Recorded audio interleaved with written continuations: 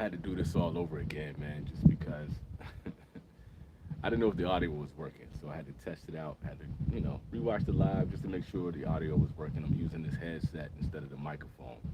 And it seemed to give me a pretty clear audio. It seemed to be up to snuff and up to par.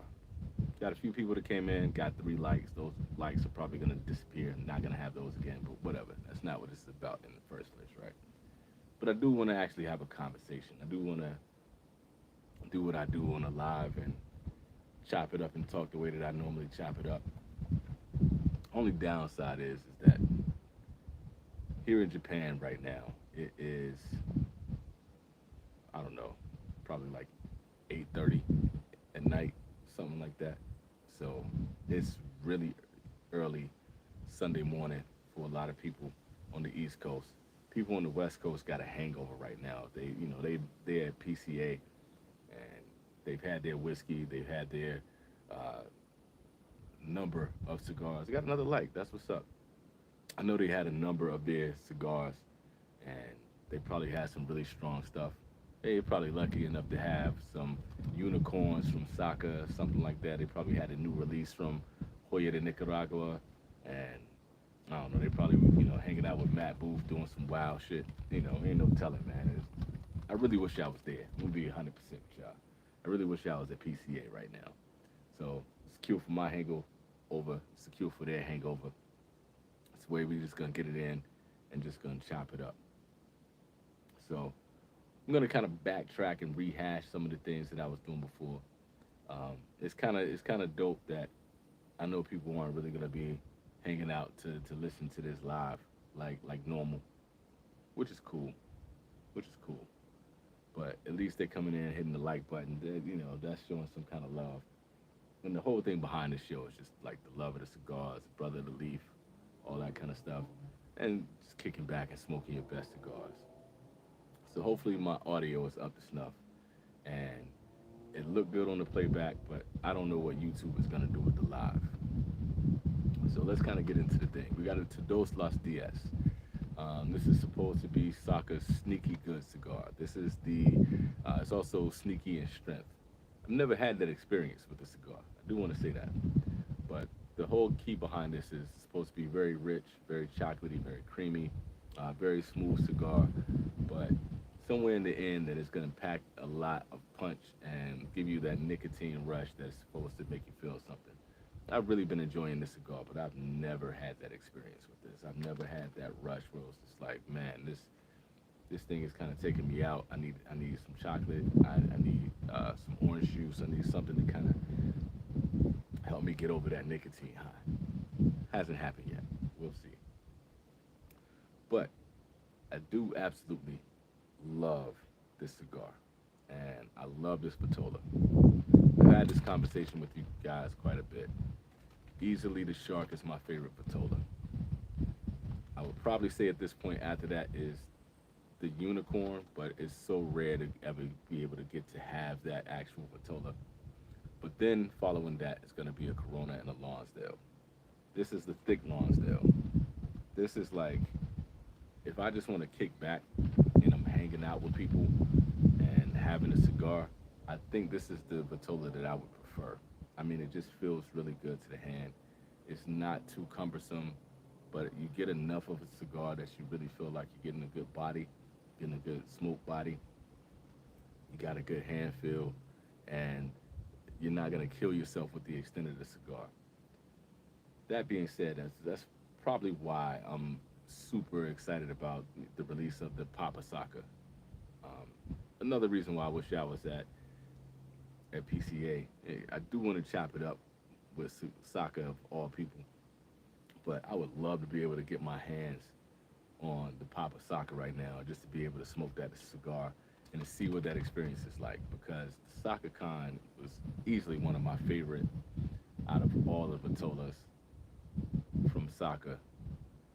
Just in the line. That's probably somebody asked me the other day, what was my favorite Saka cigar? I think it was yesterday. And it was really hard for me to answer that question just because I like so many cigars from his portfolio. But that Saka Khan is a beast, man. And I honestly could have mentioned it to Dos Los Diaz. I love the Micarita. The Bewitched is really good. That Sober Mason line is crazy. I could go down the line on and on and on. But I would think that's my top. I would think that's my favorite at the moment. Kind of hard to say. I think that's one of the cool things about being at PCA, though. It's just like these guys gonna probably come back with like duffel bags full of cigars, and just kind of coming back with some of their favorites and some of the, some of the newer cigars and things that like I just wish I could get my hands on right now. But I think the experience of smoking that cigar for the first time and smoking it when it's new, I always wonder what it's like for to be a blender, right? And if you're a blender, if you got your own line and you blending your own cigars, I wonder what it's like to sit back and get a cigar that you've been working on and you finally get that hit that you got the right cigar, that you know this is one that you're gonna actually move into production, and you're kicking back and smoking that cigar and you wondering what it's gonna feel like to actually enjoy that cigar and have other people enjoy that cigar. So excuse me, got still got a bad cough. But check this out. So think about this from an artist's perspective. I know me and the way I've been as an artist for a long time. After I create something, it's almost an itch for me to have other people experience what I created. Now, let's apply that to the vintage cigar. That was a major thing when I first started this channel. After putting the show together and coming up with different ideas, writing the show, putting in the gifts, and doing all my reactions and smoking the cigar and then talking about it, editing the show and all that kind of stuff. That intensity that I got releasing the episode and trying to get the feedback initially was it was a rush and it was painstaking at the same time because to be a sensitive artist and to wonder if people were ever gonna appreciate the channel and appreciate the effort and the work that I put in and the creativity that I put in, that was kind of like a scary and nervous feeling.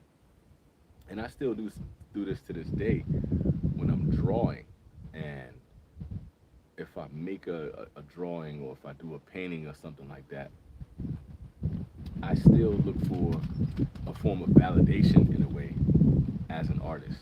I'm still wondering, like, I want people to critique the art. I want the validation and someone to explain what they liked about the art. And I think a lot of that is all about the improvement, right? But it's also there's a bit of ego that goes into it too. You want people to be able to see your hard work and see your expression and to see what you're coming up with and and bring to life. So I can imagine for somebody that's creating a new cigar blend and a new cigar line. I don't care if you are John Huber. I don't care if you are Pete Johnson. I don't care if you're like Steve Saka, E.P. Carrillo, Carlito, whomever. I think anybody that is working on these cigars and they're coming up with a new blend and they got to release it, especially for a huge function like PCA, I would imagine that that still has to be somewhat of a nerve-wracking rush. It still has to be like, ooh, I wonder how people are going to react to this new line. I wonder how people are going to react to this new blend. I even wonder if it goes all the way out, not just from the people at PCA, but you also got to think about the other blenders that are in the industry, your cigar smoking friends, all of these other people. And if you guys are in here, let me know if you can hear me. Let me know because I tested this out to see if I can be heard, and I never got any feedback, so I don't know. So let me know if you can hear me. Um, but it's one of those things that I wonder what it's like for a blender to release those cigars, and in the process when they're sitting in the background and they're like smoking the cigars, trying the cigars, and when they get that blend, and when you get that high, when you get that connection, like yo, I got it. I did it. I'm gonna call this blend Mount Fuji. I'm gonna call this blend uh, Excelsior. I'm gonna call this blend the Milky Way, whatever they're coming up with, and being able to sit with that cigar as your baby, to be able to sit with that cigar as your creation, has to be like one of the wildest and coolest feelings in the world. So I don't know. Hey, let me know if you can hear me. Can you hear me? Am I good? Um, this is one of those things like I don't know if somebody's gonna run with it, but I would love if I get a chance to talk to one of the blenders that is well known, Rafael Nadal or anybody, EP Carrillo. I really wonder what they would.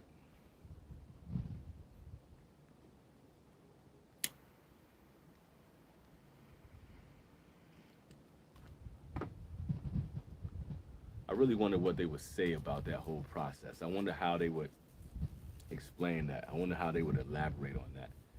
I want to get into their head and get into their mindset and really like know what it feels like to say, this is something that I've been working on and this is something that I fell in love with. When you guys are not around, this is what I was smoking. This is what the process was like from, you know, testing out, what do they call it, fumas? When you have just, you know, a particular leaf that is in there and it's not a part of the blend yet. You're just testing out it. You're just trying to get a feel for what, I don't know, you're gonna this ometepe that you're gonna use, or this seiko leaf, or this the hero that you're gonna use, and you're just testing out the fumas before you put everything together.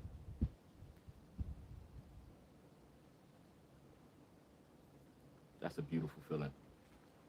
I'm just thinking about that this now, just taking that first pull of this real cigar, just like this first real pull of this cigar, to get a feel for it. I wonder what it's like when you do that, and you're just like, okay,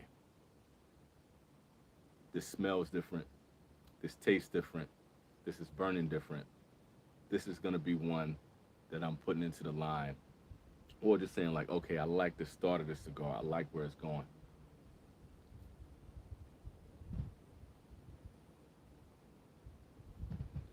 This cigar is better as a Lonsdale, or this cigar is better in Robusto. So we're gonna put that out first before we do anything else.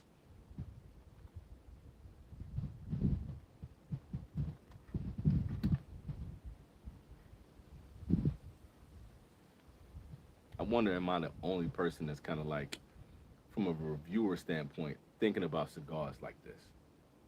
And I know I'm just riffing, and I know I'm just kind of like, you know, going off the top of my head, but this is what I do here. This is the stuff that I think about when I'm just kind of sitting alone.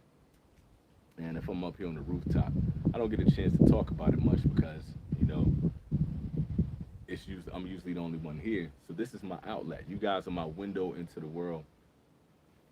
I really wish I was at PCA to be able to pick somebody's brain to really get a feel of, you know, what this whole thing could feel like, and and just kind of get somebody's insights.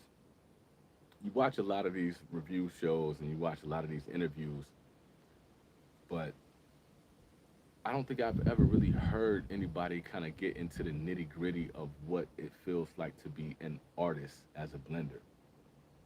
You know, that angst and that anxiety of releasing something that you created. Maybe it's just me, right? Maybe I'm the only one that really like. I really have a major anxiety when I create and I release something. Let's say, for instance, I just did that video about lighting the cigar, and I want to get into that whole thing too. I want to talk about that whole process. But I was sitting on that idea for this video for months. It was in my head for months, and I just didn't have time to really like work on it and create it the way that I wanted to. So when I'm at work, I'm kind of jotting notes, taking some ideas down, I'm running the lines in my head. I'm kind of going through the ideas and the different ways that I want to emote, and the way that I want to, act, and the way that I want to react to the situation. Then, thinking about how I'm gonna do it on the fly and how am I gonna edit it and put it all together, and how I wanted to get it across to people how it feels when someone's being a gatekeeper and controlling the way you smoke your cigar, controlling the way that you light your cigar, and also that feeling of like how it feels to fit into a community where you kind of want to be accepted and kind of want to understand, you want to do things the right way when it comes to like the sneaker culture or drinking. You got all these gatekeepers. You're supposed to hold your finger a certain way, you're supposed to sip things a certain way, you're supposed to hold your cigar a certain way. All of that kind of stuff kind of came into play when I'm making this video. And then when I finally put everything together and I did my rough edit on it, I'm like, okay, is this going to be good enough to put out? When you're trying to do something that's humorous, when you're trying to do something that's informative, when you're trying to do something that's creative, all of those things come into play. Shouts out to everybody that hit that like button. Appreciate you. It's one of those things that like when it comes up, you are still nervous. I got over 300 videos, 200 videos, something like that. I've done a lot of videos, and that's not counting what I've done on Instagram. That's not counting what I've done on TikTok. But I still kind of get butterflies when I release this. So when I did the rough draft of that video, I sent it to the New Wave fellas, but everybody is at PCA right now. Like, so they're out, they're busy, they're doing interviews, they were traveling, they were doing all this kind of stuff. I was still nervous and waiting on their feedback to wonder what they would think about this video. I was wondering what they would think about how would it affect the cigar community. I was wondering like how they would, think I would look on camera. I was wondering how they would think, if the video was going to be funny, if it was going to take off, or was it going to be creative enough? Was it going to be something that really fit into the zeitgeist? Did it fit like the narrative of how people react to cigars and gatekeepers and the whole nine? And I sent the video out to them and nobody was around.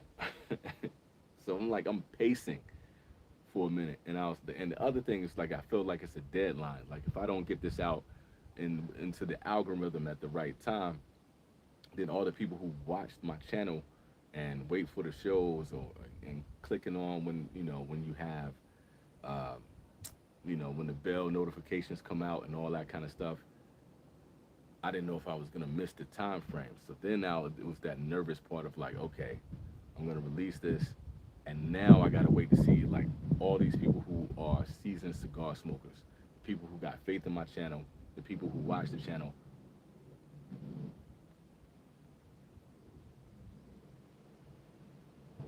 What are they gonna think about the content and the delivery? So I was kind of happy that the video actually took off.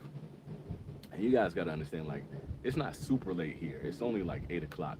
But normally when I'm releasing videos for them to go out to all of you guys out there, I'm usually doing it late at night, so you guys get it in the morning and you wake up with it, and it gives the video some time to get going to production early in the day while you guys are like having your coffee, while you're smoking your first cigars, or while you're getting ready for work or getting off work if you work the late shift, all that kind of stuff. I'm trying to do it in a time frame where you guys can get to it and enjoy the video.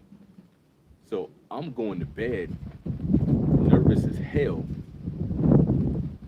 Hope the wind is not too crazy. I apologize if it is. But I'm going to bed like nervous as hell that I just, put this video out to the world, and I don't know how people are going to react to it. Saying that to say, it's no telling what it feels like if you're a cigar blender and you're at PCA and you're releasing this cigar that you've been holding on to for the past, year or two, you've probably been aging it for the longest time. You've probably been smoking this cigar for like 3 or 4 years.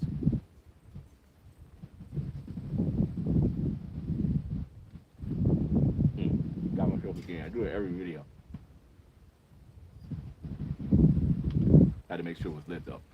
But you've probably been babying this cigar, smoking this cigar, treating this cigar, and going through the whole process. And you probably got 4 or 5 blends of this one cigar, and then you finally nail down and okay, I'm gonna do cigar number 2, and I'm gonna name this City Lights, or I'm gonna name this uh, Burning Desire, whatever you're gonna call this cigar at this point in time.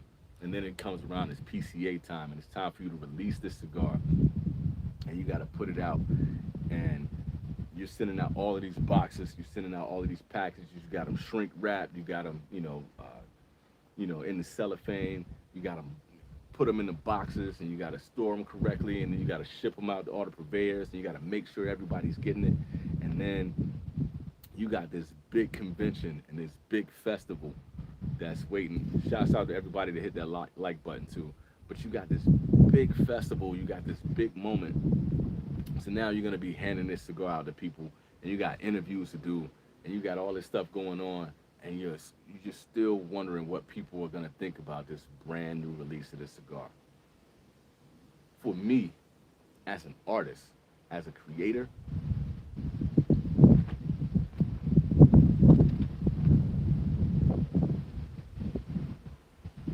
as somebody who is sensitive about their shit,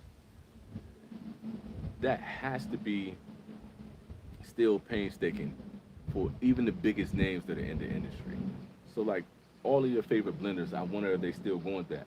Or I didn't even think about this. Or is it a level of cockiness that is there?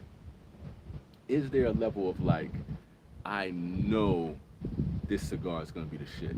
I know I'm gonna kill it once people smoke this. I got this new Mexican San Andres that nobody is doing, or I'm doing a broadleaf that nobody else is doing or using right now. My light is going everywhere. Or like everybody that I've given this blend to at some point in time and said this is the best thing since whatever cigar. This is the best thing since Fuente, Don Carlos, Personal Reserve, whatever.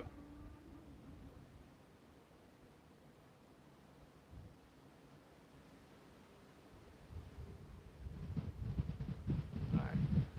My sinuses have been all jacked up, so retro Helen has been a chore lately. It does not feel good to retro hell right now, and it's a natural thing for me. Like retro Helen for me is really the way I get a lot of nuances. I was getting a lot of pepper in that, but the pepper for me has been kicking my butt lately with this sinus issue. And I wonder if this is Sanj Patel's fault. Follow me here. I want to give a shout out to Sanj Patel, man. He's been real cool. He showed a lot of love for the video that I did the other day. You see my lights getting blown around.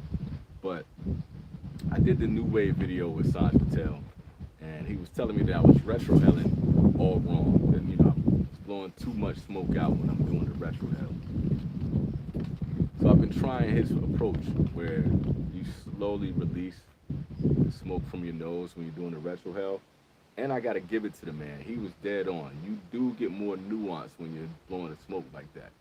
But shortly after I did that bullshit, I got a sinus infection. And I've been fighting the sinus infection along with my allergies ever since that video. So I'm blaming that one on Sean.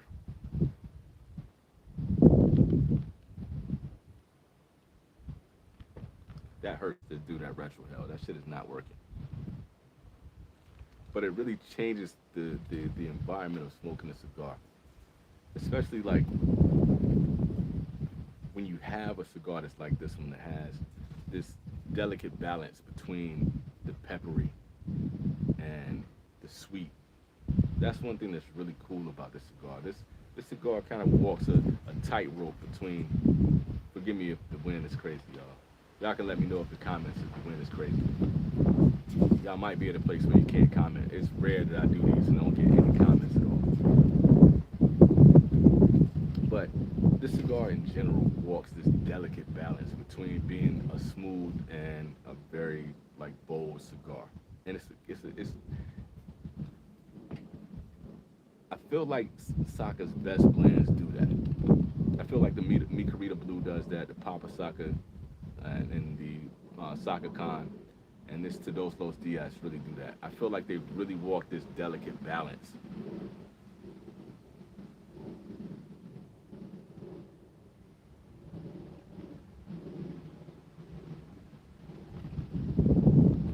I think that was my first earthquake on a live. It wasn't a strong earthquake, but this whole building just shook, and that was not the wind. That's a crazy ass feeling. Anyway, I don't know. I hope I'm not drifting too much on this one. Usually by now, I'm kind of doing a lot of tit for tat and back and forth with y'all, and kind of talking about all the stuff that I'm talking about right now. But talking about this to Dos Los Diaz still, I've had this in a couple of Vitolas. I've had it in the wide, I've had it in the Robusto, and I've had it in this thick Lonsdale. I think the thick Lonsdale is my favorite, and that might be a little bit of bias on my end, just because the thick Lonsdale and the Lonsdale is probably like, my third favorite Vitola in total, if not second. It's kind of like 2A or 2B, because really everybody knows the Shark is going to be my absolute favorite, right? But that the unicorn is rare. You don't get it very much, but I love that absolute Vitola absolutely. I love anything that even comes close to a double perfecto that's like that. But this Lonsdale, man, it's just like you get just enough. The ground is still shaking, by the way. It's subtle, but it's shaking. But you get just enough of the blend of this cigar. It's never too weak.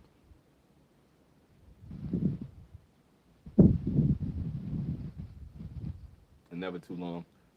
And I've been going for 30 minutes with y'all, and this is as far as I've gotten on this cigar for 30 minutes. That's a nice thing. That's a beautiful thing.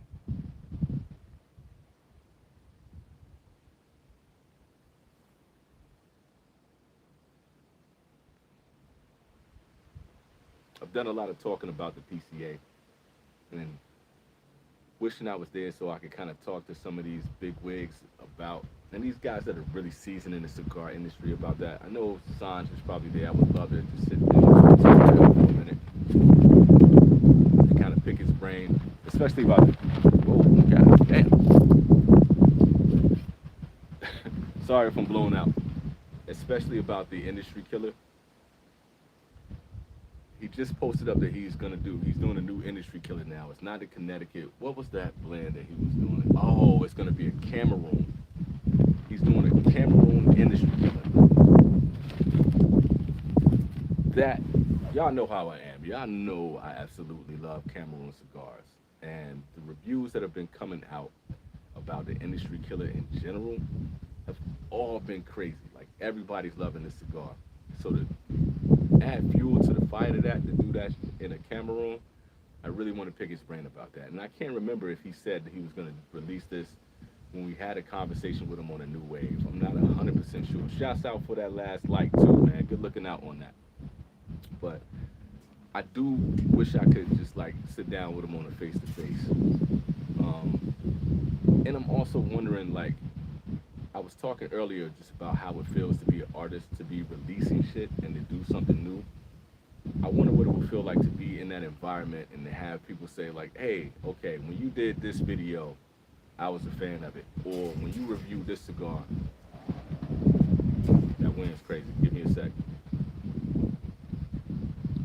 When you did this review, I didn't like the way you handled this one, or like I like the way you do the bias guy. I would love to be able to get that feedback, just to know if I'm going in the right direction. Some of the comments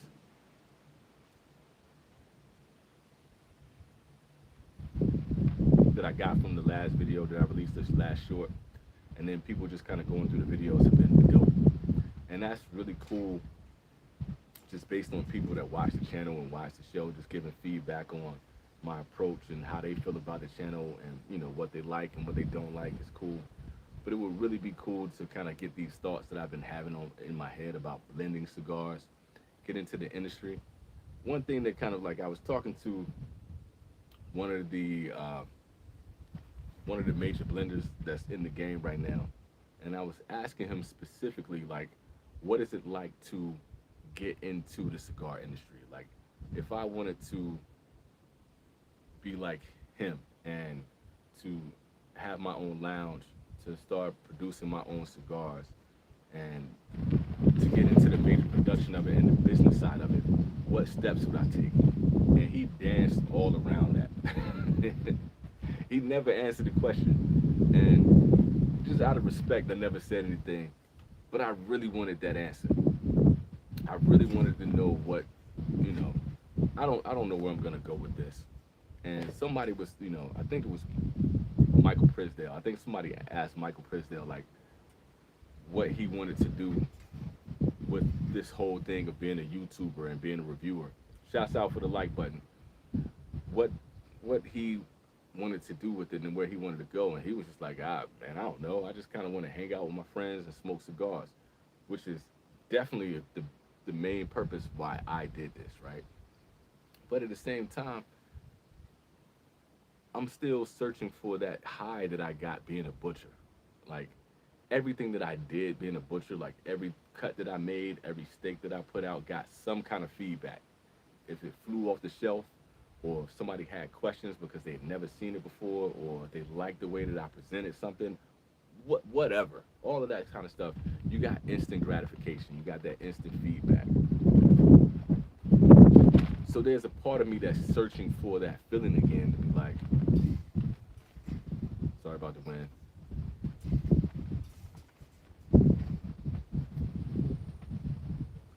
There's part of me that's searching for that feeling that I want to know what it's like to be in the cigar industry and to actually, create these labels, create these bands, create these boxes, and to take these ideas. Like I got some ideas. I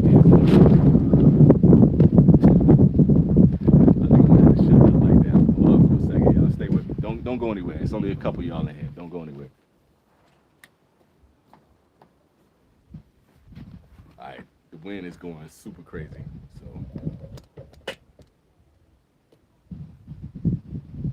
So I also like I want to know what it's like to be able to produce something like that and to get into the industry and to feel that sensation of releasing a new cigar for PCA or TPE or having, whatever quarter is coming up. Hey, it's the fourth quarter.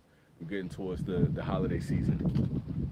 We need to release these cigars and seeing that reaction of what it's like. That is a major draw for me, and that's something that's enticing for me, and to be able to make it a career out of doing something I love.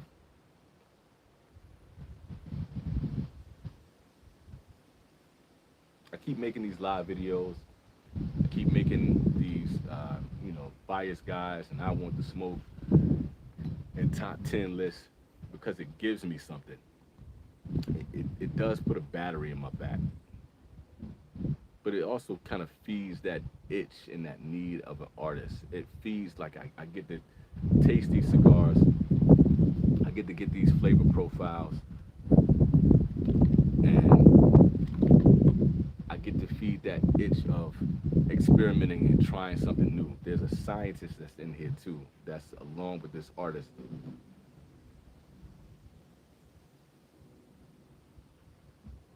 So there's an absolute major part of me that wants to be at PCA right now to kind of soak up that energy and to see what it feels like to somebody that's actually made it into this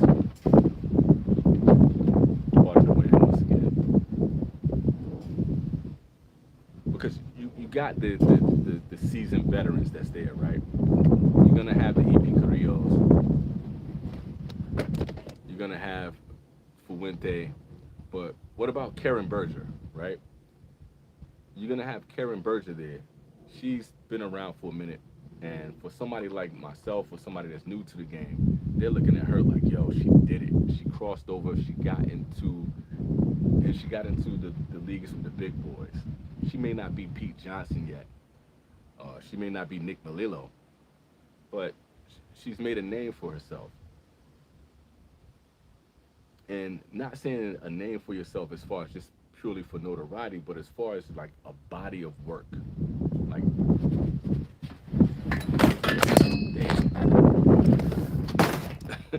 this wind is crazy, y'all. Hold up for a second. Don't go anywhere. Stay right there. Shit.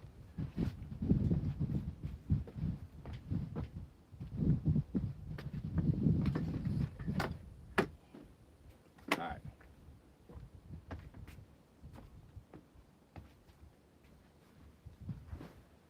This is what it's like in Japan, yo. It can get crazy up here. If you're not dealing with the earthquake, the earth was just shaking just a moment ago. If you're not dealing with the rainy season, it was just raining earlier. You're dealing with the wind. I think that's called kaze here. Kaze. Yeah, kamikaze. Yeah, uh, wild wind or whatever that means. But yeah, that's one of those things. Like it's always something. But going back to what I was saying, shouts out to the likes that y'all hit on that. That's major. I also want to talk to somebody like Karen Berger. I also want to talk to somebody that's brand spanking new, or maybe like some of these smaller brands and these boutiques, like Black Work. I know they like. I would want to see what it feels like for them. Like, do they have like a much smaller setup at PCA, and do they have a level of like they feeling like they're competing with some of the bigger names that are there? Do they feel like they have to go a little bit harder? Do they have to make a stronger presentation? Or are they comfortable with being this smaller brand? How much are they picking up from some of the major names that are out there? And you know AJ Fernandez is probably there. Dude's been in the game for forever. And when you get in some of these like smaller cats, like what are they trying to absorb? I don't know, man. Like I haven't seen a lot of dialogue on that.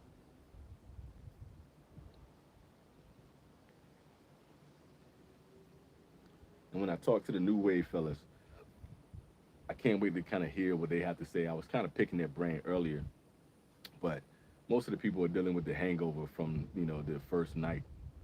And when you got there, you traveling, you on a train or you're driving, you loaded up your car, you're doing all this other kind of stuff, and then you get there and you're shaking hands with people and you got the nerves of meeting people for the first time. Then everybody's trying to relax a little bit, so they're pouring their whiskeys and they're pouring their bourbons and they're pouring, you know, their tequila and all that kind of stuff, and they lighting up cigars, and you got cigar after cigar, and they're probably just burning through cigars. They're trying other people's cigars, they're trying something that's new. That first night got to be hell on wheels, right? I know just from me thinking about it. So when I was talking to DJ earlier, he was saying like a lot of people were just kind of like lethargic on the first day. It wasn't like really lit and live, and then honestly, that kind of makes sense. But it might also be really cool to kind of get people in that laid back state, and you just kind of getting that mingling feeling. Everybody's just kind of like enjoying the cigars for the moment, not getting too out of pocket.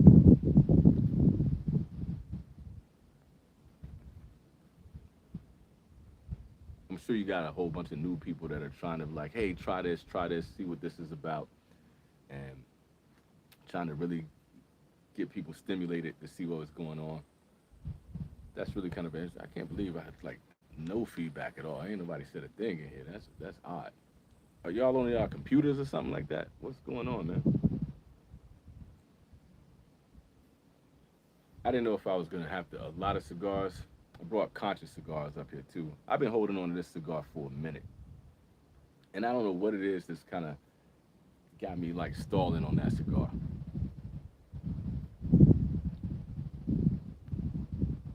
I think it's because it's my only one, and I really want to smoke this cigar, and I keep going back and forth to like, do I want to review conscious cigars and do like a really in-depth review on that, and then really talk about that brand because I want to give them some notoriety, or do I want to sit back and enjoy it for myself?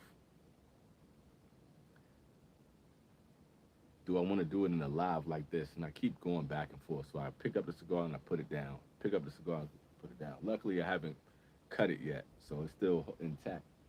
But I'm very curious to see what that brand is all about and what Conscious Cigars is all about. And you always want to support like a smaller brand like that, especially being a minority in the industry for in a lot of different facets and assets. You want to see what this brand is all about, and you want to bring it, pun intended, to the consciousness and to the conscious level of the people who are watching the channel. What's really cool is that, like, I was talking earlier about the people who've been commenting lately and people who've been just talking about the show. Everybody's been like ridiculously supportive.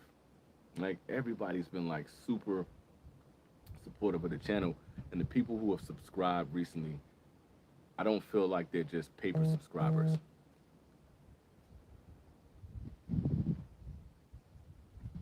My man G just sent some photos. That's what's up. We'll see what my man G is talking about. But the people who have been following the channel, shouts out to everybody that hit the like button, have been phenomenal. And I don't feel like they're paper subscribers. I really feel like, even though I only have about 3,000, just below 3,000 subscribers, everybody that's rocking with the channel is rocking with the channel. Like, I really feel like I get a lot of people commenting, and those who support, I get a steady amount of views for each show. People coming into the live. It's amazing that at this hour that I got 6 people in this live. I'm shocked. I can't even front. I'm in awe of that. But I feel like if I'm doing the smaller brands, and if I'm doing a cigar that I'm just purely interested in, that would be kind of interesting to see how things would go. I don't want to click on this because I don't know how this is going to go. But anyway, it's one of those things I want to like highlight some of the other brands that are out there. And that's a scary thing to do too. When I was talking about like just content in general and just being an artist, it's a really scary thing to put out something that you don't know what the feedback is going to be. You don't know how people are going to receive the efforts that you're putting out there. You don't know how people are going to receive, a brand. And you don't want to do everything just for clicks and views and likes. You also kind of want to push the envelope a little bit. You want to try something that's new. We were talking about, on one of the lives with the New Waves, we were talking about Principal Cigars. And one thing that made Principal Cigars stand out for all of us is because they're one of the more innovative brands that's out there. They're trying something new. They're trying new leaves. They're trying new brands. And I talk about Saka quite a bit. Saka is probably one of the more innovative people and being a risk taker.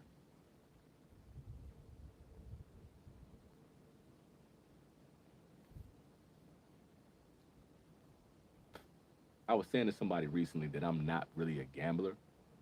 I don't gamble very much. I don't like to like gamble with my money. And my wife and I were doing we put like $600 into this stock maybe about a year ago, and it was supposed to be this stock that was gonna blow up in time. It wasn't Bitcoin. I didn't get into all that Bitcoin nonsense and all that kind of stuff. But I put money into this stock, and it sank. So that $600 turned into like 200, something like that, instead of actually going the opposite way. And for me, gambling is like, that makes me nervous. I'm not mad that I did it. I don't think it was a bad idea, but that kind of makes you cautious about being a risk taker and taking risks. But I feel like as a creator, as an artist, there's no way to actually do something to push the needle or to get something out there without taking risk. And I've been trying to motivate myself in general to be more of a risk taker when it comes to the vintage cigar, when it comes to making thumbnails, when it comes to the type of cigars that I'm smoking, whatever the case may be. I got to get out of my comfort zone a little bit. And I think everybody should do that in a way. But I still live with that anxiety of being a creator and an artist. Like, you gotta be vulnerable, right? There is a level of like, you gotta admit to yourself that like, yo, every time you put out a video, every time you put out a picture, every time you tell a story, that you're taking a risk. You're putting yourself out there as a person, your private life, your thought process. When you're talking about flavor notes, when you're talking about palate, something that's so subjective, everything you're doing, you don't know how it's going to be received. But it's still very important to say like, yo, I'm gonna dive out here and I'm gonna try it.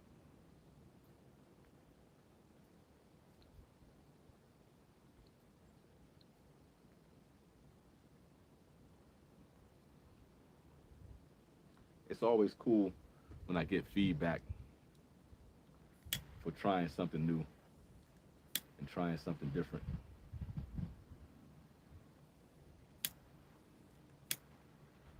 And I also try to give that love back when I see people doing something that's outside of the box. And I got to be honest with you, when it comes to like DJ with Pick Jimmy, I really feel like that dude has that mindset and that skill set down. Like he really is willing to kind of like, okay, I'm gonna push this a little bit, and I'm gonna try something really new. I'm gonna try something new with my camera. I'm gonna try something new with a point of view. And I kind of like that John and Cigar Alchemist is doing the same thing too. I really admire that quality in people. I admire that quality in cigar blenders, and especially like uh, what's that brand? ATL Co. I feel like they kind of they're kind of doing something. They're pushing the envelope a little bit. Um, the Black Box Cigar Club. I feel like they're doing that too. Like each time I got a box from them for their monthly cigar brand, I felt like they were doing something that was like highlighting women or like highlighting black cigar makers or doing these really low key cigar brands and blenders that are out there and actually putting that into their box. And you're doing this for people who are putting up their money to say, I'm gonna subscribe to you for, X amount of cigars. And to go out there and say, okay, I'm gonna go in a different direction than all of these other cigar a month clubs, that's a bold take, right? That's not an easy thing to do.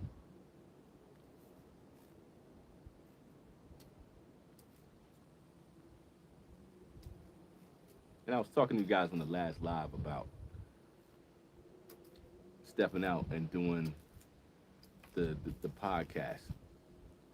Doing the podcast and doing my other cigar channel, like I got these ideas, I just haven't pushed the button yet.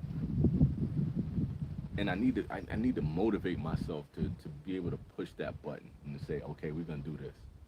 Y'all don't know, like when it came to just doing like the vintage cigar the first time around, like I was pacing in my room a lot, like how are people going to receive this? How am I going to be able to do this? How am I going to, is this going to be something that's worthwhile? Am I going to be able to make this something that I can do long term?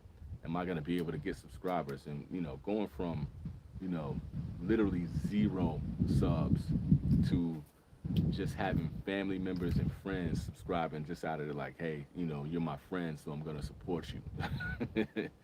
Going to that thing to then getting to like, okay, now I got 200 subs, right? And I remember when I got 200 subs, I was like, oh shit, like 200? Like I got 200 subscribers. But I was still nervous every time I would put out a video, just that waiting for the video to load. I was having some issues. It wasn't with my network. I found out it was my VPN that was holding back the videos, and it would take hours for them to upload instead of just a few minutes. And my stomach would be sick, and I'm pacing in my room like, how is this gonna work out? Like, am I gonna be able to get this out to people, and what is the feedback gonna be? And to be at a place now where I'm approaching 3,000 subscribers, I think the fact of like saying, okay, it's taken me almost 3 years, 1,000 subscribers a year. It's kind of crazy. And not saying that that's a lot. That's really small potatoes, seeing what Matt has done in 2 years, being able to get, basically 11,000 subscribers in 2 years is phenomenal. Like, applaud that man. But to have to do that all over again, starting from scratch, I got to figure out how to get this. Stitcher is the podcast thing that I use the most. Stitcher is dying. Stitcher is going to be absorbed by XM Radio, Sirius Sirius XM, yeah, Sirius XM. They're getting absorbed, so they're going to be gone. All right, do I go to Apple? Do I try to get this on? I don't know, Title, Spotify. I don't even have Spotify out here, so like, you go through all these things and you're thinking like, it's like, how do you approach this, and how do you make this worthwhile? And then I've been super critical of Cigar Podcast.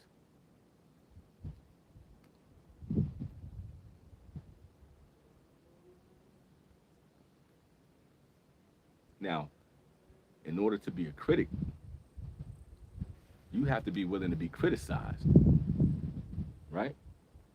If I'm going to be able to say, I don't like this cigar, or I wish they had done this and added this, that, and the third to the cigar, or I wish this podcast just wasn't so over the place. I wish it had a little bit more structure. I wish it had some more focus. I wish it was more cigar focused or more industry focused or whatever the case may be. I can nitpick these people and pick everything apart. I gotta allow that to happen to me. I gotta allow people to be able to pick my shit apart and break it down into every section, and the way I articulate and the way that I enunciate and the way that I deliver things. All of that has to come into play, right? All of that is in the context. Other side to it is, if I'm opening myself up to allow other people to break me down and break down my choices and my art, I got to be able to accept my own personal criticism. And I'm a tough critic on myself. And honestly, aside from being so busy in my day-to-day life, that's a major part of holding me back from pulling the trigger on these things that I got these ideas for. I've been canvassing the new wave fellas. I canvassed with you guys in the community tab to see like if this is something to do, and the feedback is there. I accepted the feedback from DJ, with like, kind of giving me like, is this the move to take? Is the podcast realm, necessary to go into? Is it even worth it as far as, with cigars? Like, is that the thing to do, right? All valid points.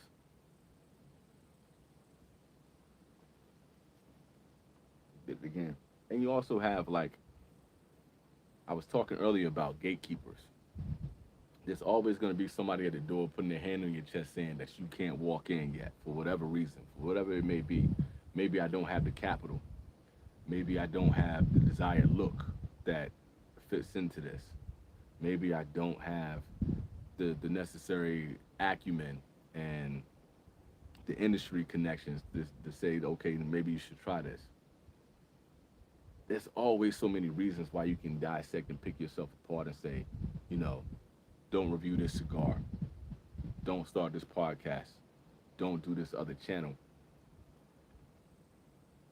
But the main focus that I went on this tangent is like, there has to be a level of fuck it. There has to be a level of, I'm going to jump and I'm going to do something that's daring. And I'm going to do something that's outside of my wheelhouse. I'm going to do something that's outside of how I normally approach things.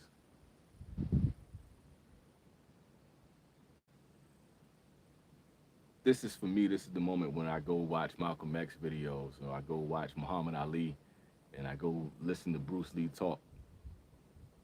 And, this is when I'm like studying these cats to give me that motivation to say, go and do this. Everybody talks about Bruce Lee and, the be water, comment, Now, water can flow or water can crash, but be water, my friend.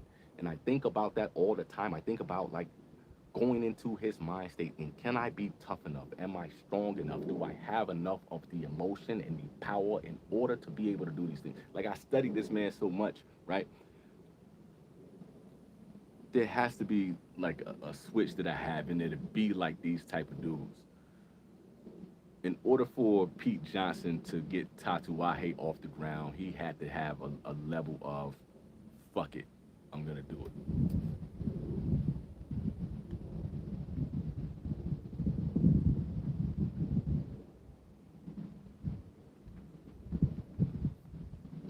For somebody like Karen Berger to be able to make her way into the industry, she had to have a level of fuck it, I'm gonna do it. Shouts out to whoever hit that like button. I appreciate you.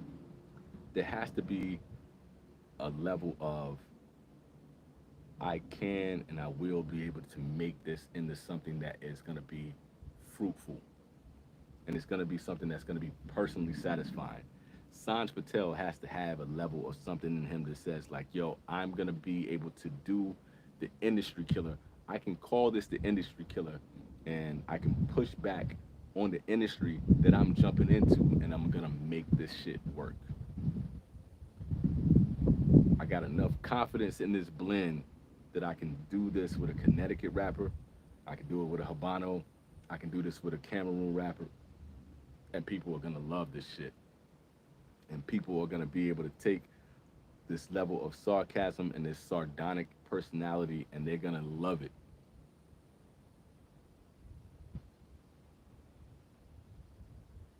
Am I making sense?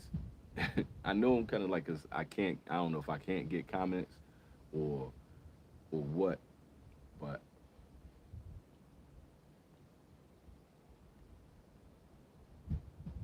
it's just the thoughts of a man in Japan with his cigar at 9 o'clock at night, sitting on this rooftop through an earthquake and heavy winds. This is just how I process shit. This is just how I kind of go on.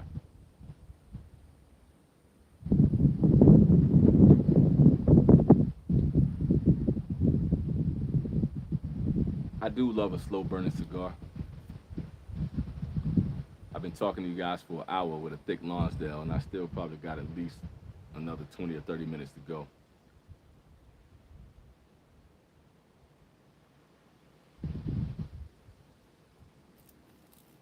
I don't know if I can ramble on for that long, but god damn. It's a big ass shit is like a bat. Fuck is that? Anyway, sorry. It's one of those things like you guys ever play Metal Gear? In Metal Gear Solid 3, Snake Eater. And I think they're coming out with a new version of it called Metal Gear Delta. One of my favorite things in that game is shouts out to whoever hit that like button. One of my favorite things in that game is that you can pass the time with a cigar.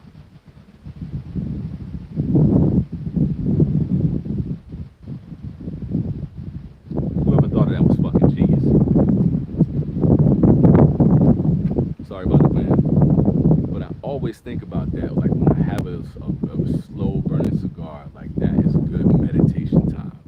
That's a good time to really just sit back and get a whole new outlook on the world. I can edit videos of that shit. I can come up with a top 10 list during that cigar. I can arrange my top 10 list.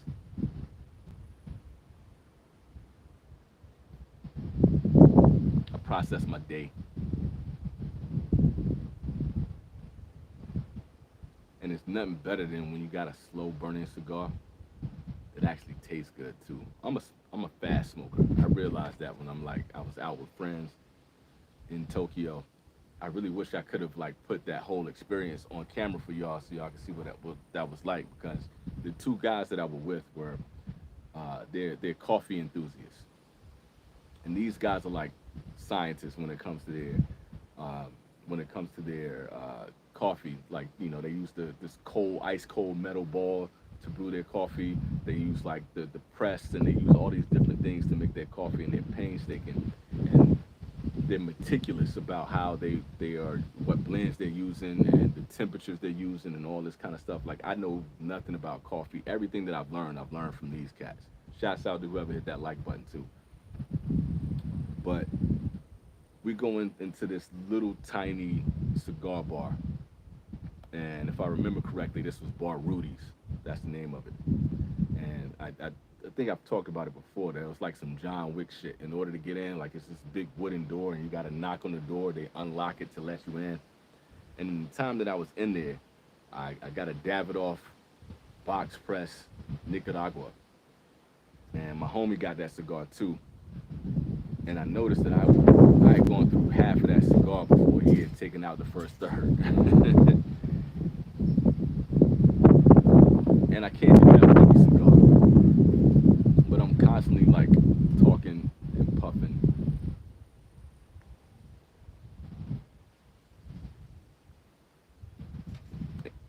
But each draw of that cigar matters to me, right? I'm not always looking for whatever notes or, but I am like constantly checking the body of the smoke.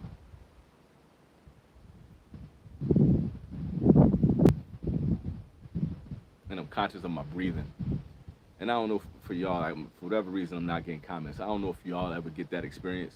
Is that how y'all look at these cigars too? Are you in it that deep? Are you kind of like meditating with each cigar? I, I was talking about the Saka Khan recently, and I think that's why I love that cigar and the Sin Compromiso so much because they're slow burners. Same thing with the 1502, the Andalusian Bull as well. Those are cigars that you can sit with for an hour, hour and a half, 2 hours, if not more.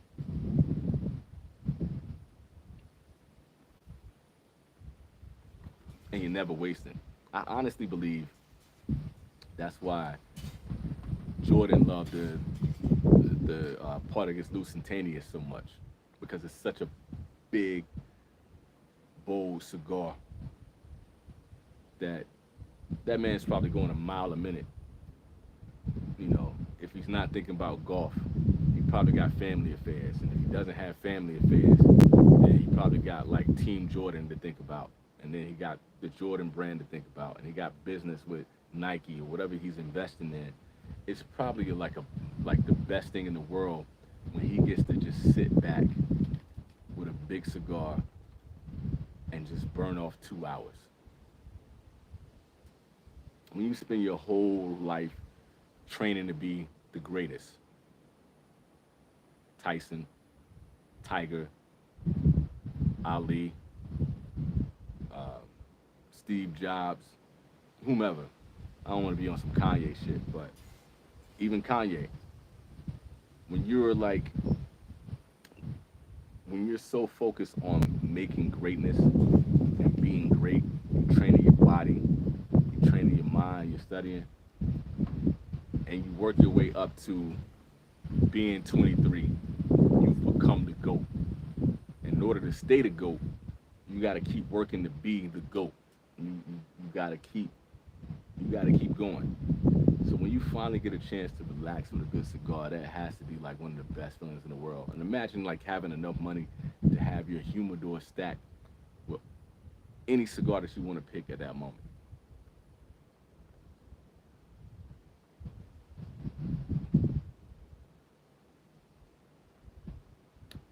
I was watching Tim Osgood recently, and he has this little thing that he's doing with Instagram Shorts, Instagram Reels, whatever you want to call them, where he's going into his father's humidor, and this humidor is like my my house. The thing is enormous, and you see like cabinet after cabinet after cabinet of these cigars, and then he got these boxes of it, like like he had the last one that I saw was his dad's 10th anniversary of the CAO Gold,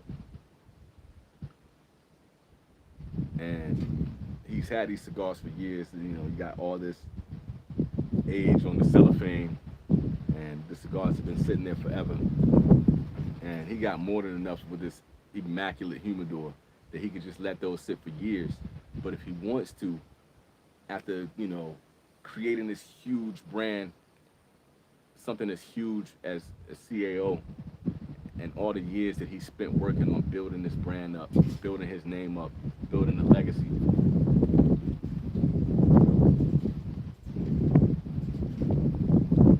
He can just go in there and grab that 10th anniversary cigar.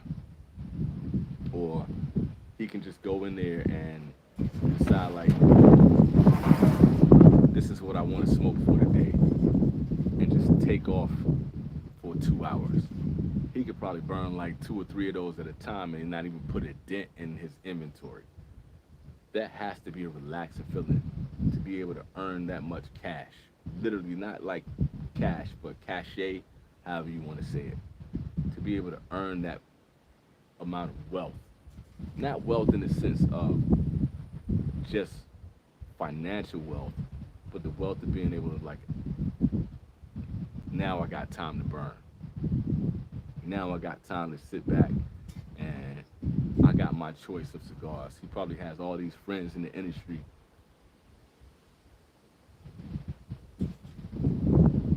And I can imagine, like, not all of those cabinets are just CAO cigars or Oscar and the Family cigars or, Crown Heads or whatever he has stashed in there. That motherfucker probably got pre-embargo cigars. He probably got, personal stash from like AJ Fernandez that just blended some shit just for him. And that has to be like a cool feeling to be able to just take off and let your mind work and create and to do all of this, while you got time.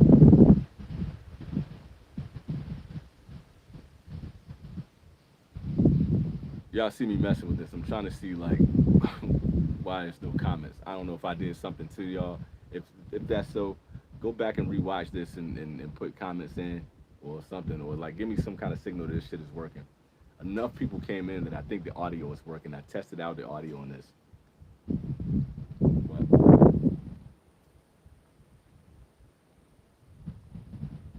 I don't know.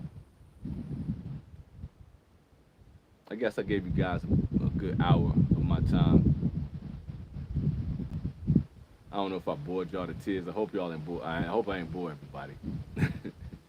Because I really was just going.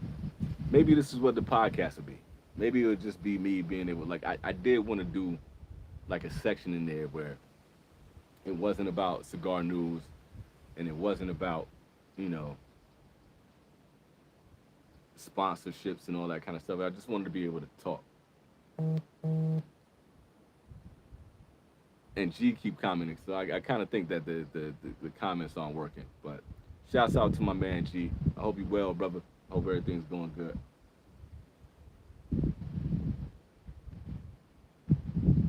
Maybe I'll light up this conscious and do a live over there. So y'all stay up. I'm gonna shut this live down. Y'all be cool. Keep smoking. It's EKB TV, and the Vintage Cigar. This is my hangover from PCA since I wasn't able to be there. Y'all stay up. Peace.